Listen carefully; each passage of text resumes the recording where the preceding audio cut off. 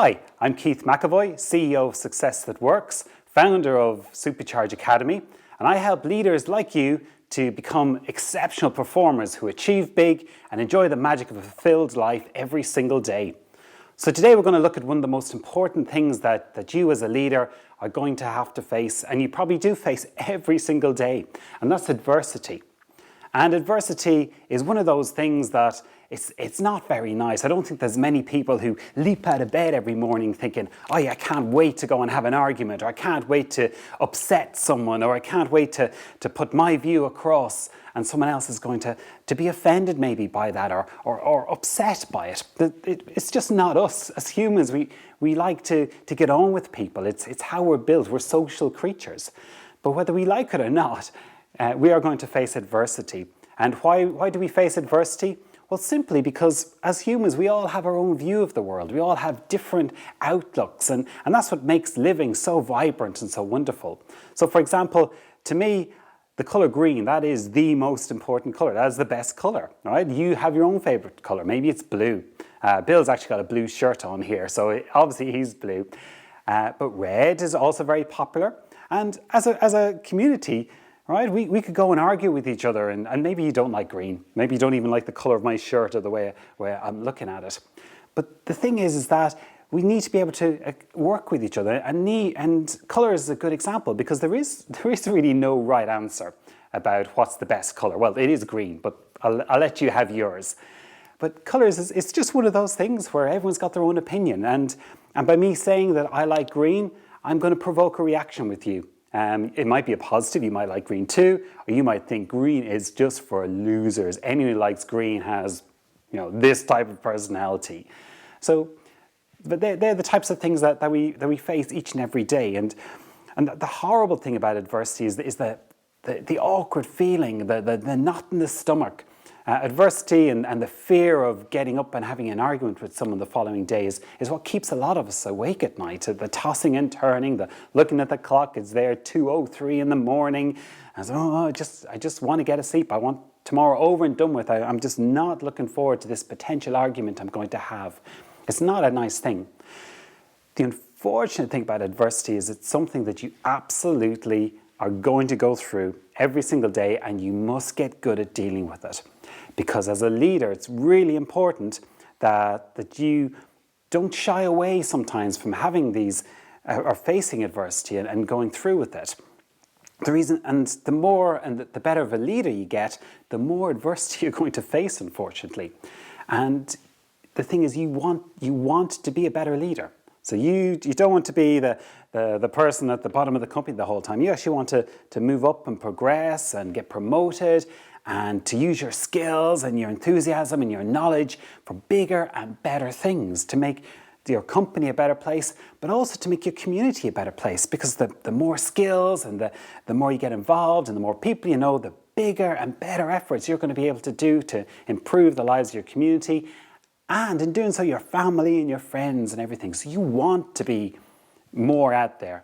And the thing is if only 5 people know you, well, the chance of facing adversity is it's quite small. When 100 people know you, guess what? You've now multiplied the amount of people who or the chance of adversity by 20. So now 1,000 people know you. You're doing pretty well in the company. You're out and about in the community. Guess what? There's now way more chances to hit adversity. And the bigger and better that you strive, the more chances that you're going to hit adversity. Now, the reason I know this is that I actually progressed pretty quickly through the company, and I'm very involved in the community.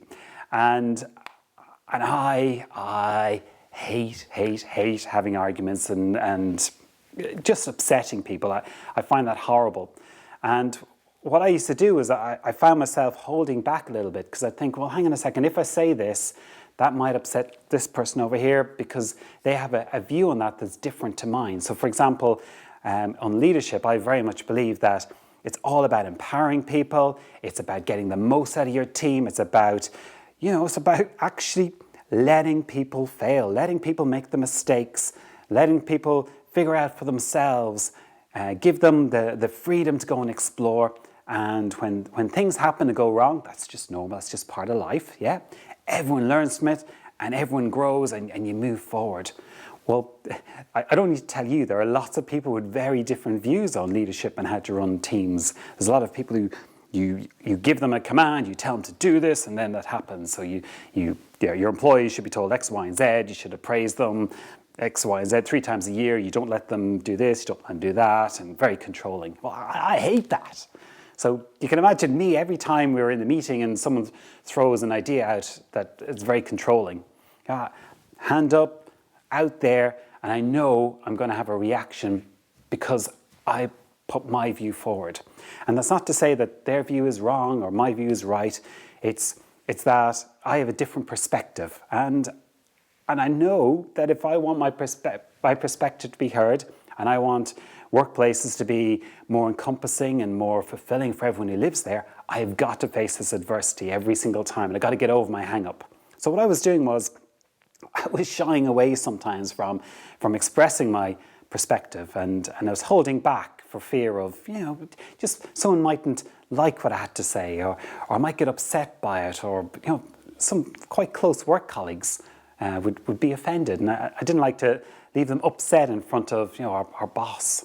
So I'd hold back, and what I realized is, and I'd like to say I realized this very quickly, I didn't, it took me years and years to realize it, was that I was doing a disservice to so many people that I was working with and I was managing, and people who were being managed by these other people, by not expressing my perspective. So I had to get over this adversity hang-up that I had. And you as well, you've got to get over your adversity hang-ups. Yeah, you've got a perspective in life, and you've got to be able to look adversity in the eye and go through with it and deal with the consequences of it, because there are consequences. But what I've got for you today is I've got 3 little teasers to sort of get your brain thinking about adversity and what it actually is, and why you might actually want to go through with it, and when you're going through with it, things to keep in your mind so that you actually follow through and you feel good about it, okay? And you feel that actually you know why you've got to do it.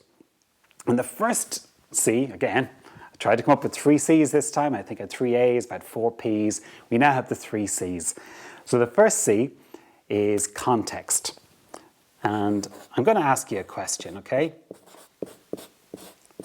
So what do I mean by this? So think about, since you're way high, up to where you are now, here, wherever you are now in life, think back on your life and start counting out the people who have hurt you, the people who they've been mean to you and they've really deeply affected you personally, who you are. So maybe it's a partner in a relationship that went sour, that did something horrible to you.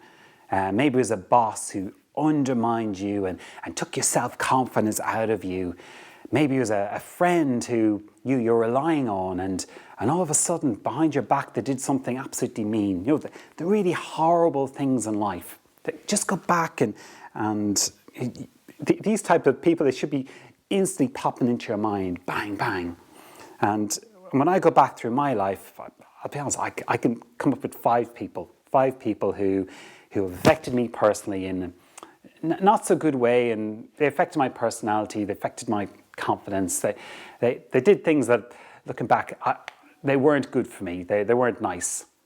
So I have 5, and whenever I ask this question, most people get between 3 and you always get a handful of people in a room of say 100 who will have maybe 10, maybe 12. The most I've ever seen is someone had 17. They were just depressed. Well, it was interesting actually talking to them after the break. They had such an interesting life. It was quite amazing. What they'd been through, very good. But anyway, I digress a bit. So I have 5. Maybe you've got 7 or 8 people. Okay. Now I want you to think back again when you're so high up to where you are now in life. How many people actually affected your life positively? So they brought something to your character you learned from. They showed you an emotion. They showed you how to do things. They showed you how to interact with people. They showed you skills. They showed you things that you took from them and you built as part of your life, and they are now part of you. So the exact opposite of the first crowd. How many? Well, I could give you all day if you'd start listing down. Me personally, whenever I've tried this, you get 500, 1,000, you can still go. There are so many people who we get little bits from, and they just build us and they build our life. And the reason I'm telling you that is because if you think about your 1,000, maybe you only got 500. Let's say you only got 500, okay? And maybe you got 10 people who hated you, okay? From the first exercise. Think about the difference, right? So you have so many people in life out there who are looking out for you, who have been helping you in life, who interacting with them as you is benefiting you. So it's 1,000 people, okay? But then on the other hand, we sort of are holding ourselves back because we might have a problem with the 5 people. Come on. Most of our interactions in life are actually to our benefit. Even if it's maybe sounds and feels a bit adversarial at the time, it's not. It's just part of human interactions. There's very few people out in the world who are going to harm us and make our lives misery. There are a small percentage. I'm not saying they're not there. They are there. I've got 5 examples, okay, in my own personal life. They are there. But there are thousands of people out there that if we show up, if we put our perspective out there into their lives, okay, we're going to benefit back from that. We're going to have, maybe it's going to be a quick argument or discussion or a meeting of minds or you think that? Funny, this is what I think. So it's very important that whenever we're thinking about, I don't want to go through with this adversary, I don't want to throw my opinion out there, we think, well, hang on a second, in 99% of the time, this adversarial is good. This is a good thing to do. So get over your fear of annoying someone or upsetting someone. It's so small. It's so small. In 99% of the cases, this is a good thing to do. Okay, so that's context. So the second C is all about choice. So yeah, choice. So yeah, everything in life is about choices. And when I think about adversity, I think there's really only 2 choices we have. And it's how we respond when we feel we're in an adversarial situation. So someone can say something to me, again, they don't like my accent, okay? Well, so I can either feel very hurt by it and say, well, I like my Irish accent. In fact, I don't know any different. This is all I've ever had. And I can feel hurt by it. And if I feel hurt by it, what am I going to do? Every time I open my mouth, I'm going to think, ooh, what are people thinking about me? Maybe I'm going to try and change this. Maybe, should I be saying a bit y'all, so a Southern American drawl to my accent? I don't know, but if I approach stuff and allow myself get hurt by this, well, there's not many good things that are going to happen from it. What I'm actually going to do is probably withdraw into myself.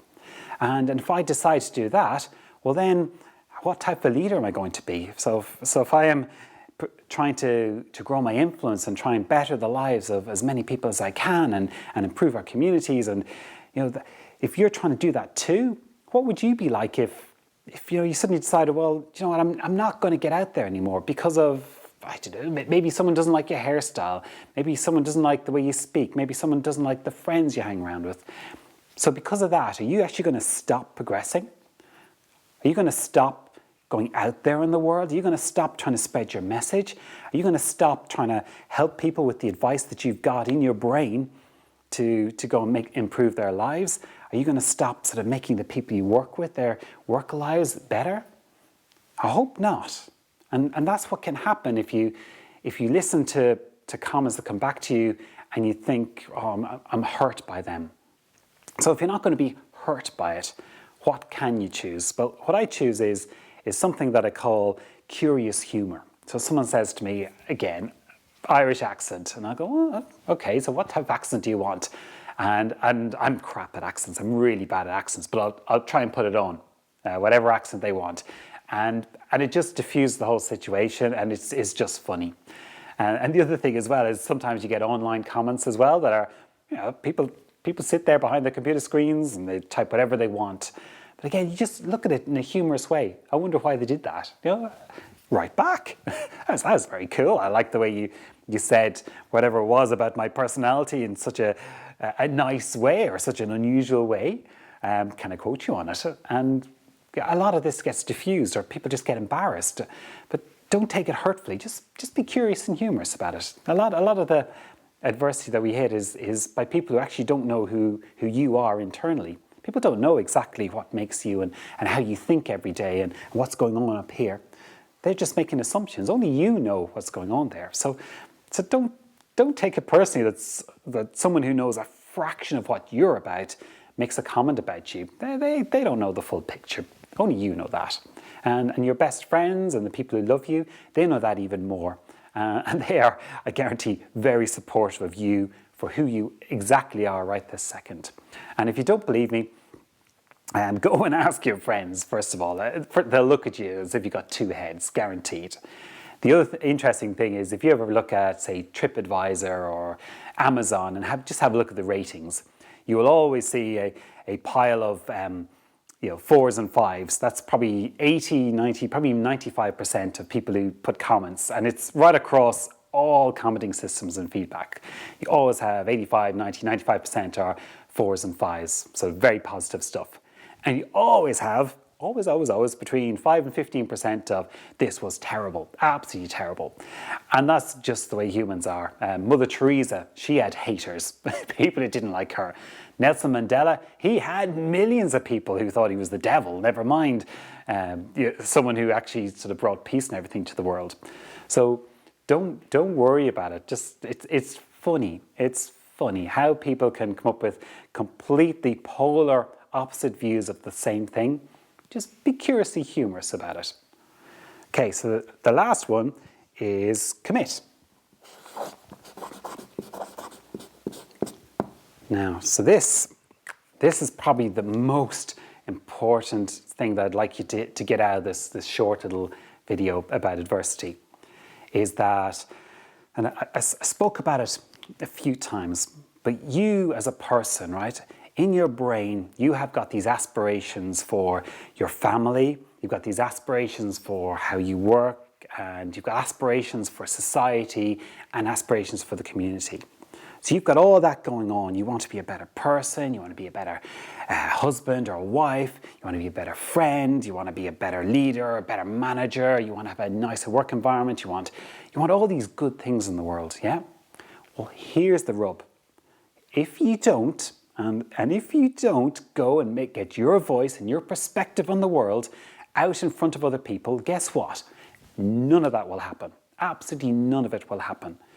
Your job as a leader is to make your perspective heard, okay? You have got to commit to making your perspective heard, even when it feels that sometimes this is uncomfortable. This is not something I like doing. Someone mightn't like it. Someone might get offended by it. I know my boss, every time I mention this, boils up in anger.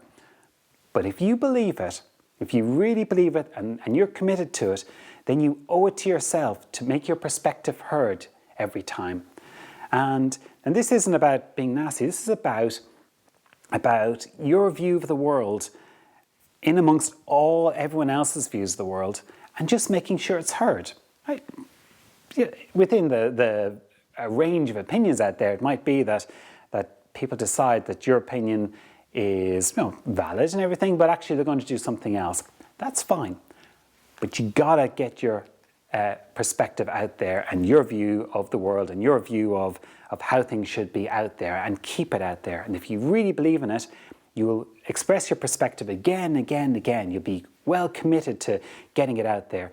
And over time, if you really do believe in it, by you just saying it and by you just listening to yourself saying it, you're going to build your view of what you've got. You're going to be much more confident in what you're doing. You're going to learn what it is that you're going to do, and you're going to be better at convincing and influencing other people.